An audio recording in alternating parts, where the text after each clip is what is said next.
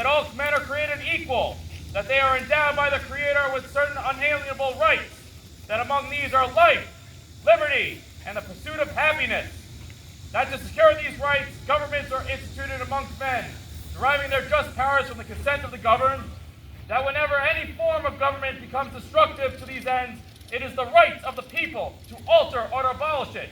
But when a long train of abuses and usurpations, pursuing invariably the same object, evinces a design to reduce them under absolute despotism, it is their right, it is their duty to throw off such government and to provide new guards for their future security. Such has been the patient sufferance of these colonies. Make ready! Present! Relate! Fire! Fire! Have care! Fix your bayonet!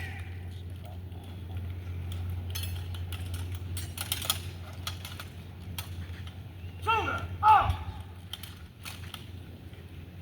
Present! Up! God save the United States! Huzzah! Huzzah! Catalyzed by the left wheel, up!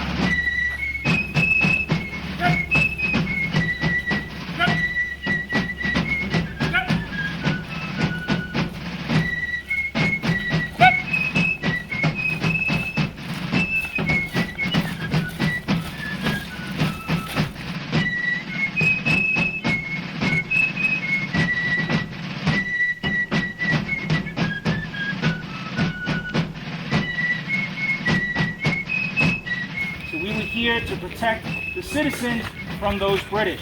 There were a couple of engagements we could tell you about if you want to come over to camp, where the 3rd New York Regiment did engage the British in 1775. Fire!